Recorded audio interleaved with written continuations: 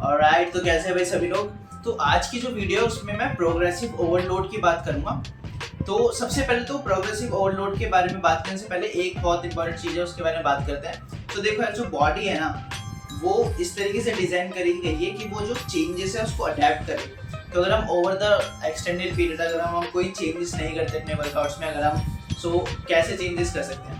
यहाँ फैक्टर्स होते हैं, जैसे हम अपने रेपिटेशन में चेंज कर सकते हैं, अपने इंटेंसिटी में चेंज कर सकते हैं। तो इंटेंसिटी में कैसे चेंज कर सकते हैं?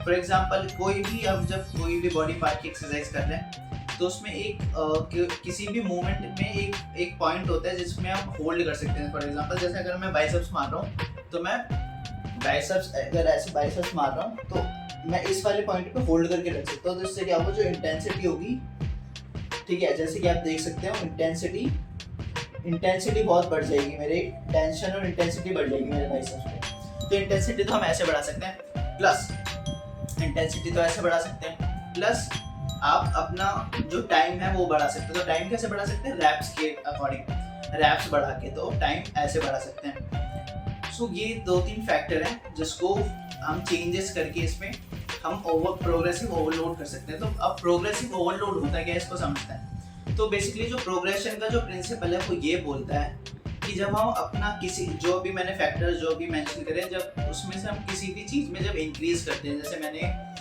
मान लीजिए कि मैंने टाइम ले लिया, तो मुझे टाइम रैप्स है, तो मुझे रैप्स इंक्रीज करने, तो मैं क्या है मैं 10% या उससे कम फॉर एक हफ्ते के लिए मैं उस चीज़ को फॉलो करूँगा। और आफ्टर एक हफ्ते के बाद मैं क्या है 10% उस रैप रेंज का या फिर उससे थोड़ा कम आफ्टर 1 वीक अपनी एक्सरसाइज में इम्प्लीमेंट कर दूंगा। फॉर जैसे कि मान लीजिए फिर मैं 20 रैप्स कर रहा हूँ अभी चेस्ट प्रेस के, तो आफ्टर 1 वीक मैं क्या करूँगा 20 का 10% कितना हो जाएगा 2, सो मैं मे बी 22 रैप्स करूँ, या मे बी मैं 22 तो 25 रैप्स करूँ, ठीक है। तो मैं इस रेंज में पहले मैं अगर मान लीजिए कि 17 to 18 रैप्स मार रहा था, अब मैं 22 to 25 की रेंज रैप्स के बीच में मारूंगा।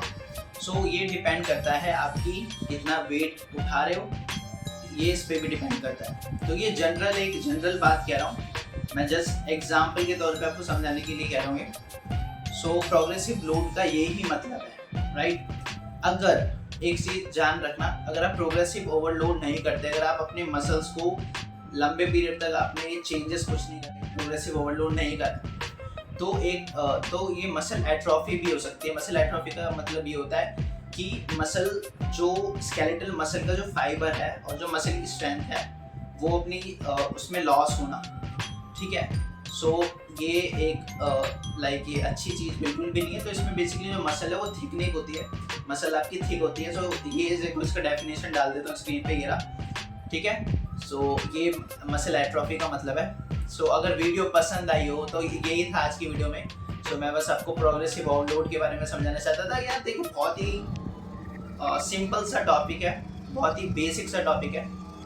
तो अगर आप इस चीज़ को पता होना चाहिए, तो अगर आप फिटनेस में आपको एक्सरसाइज करना पसंद है तो ये सारी 2-3 कुछ टॉपिक्स है वो पता होना चाहिए, कुछ टर्म्स पता होना चाहिए।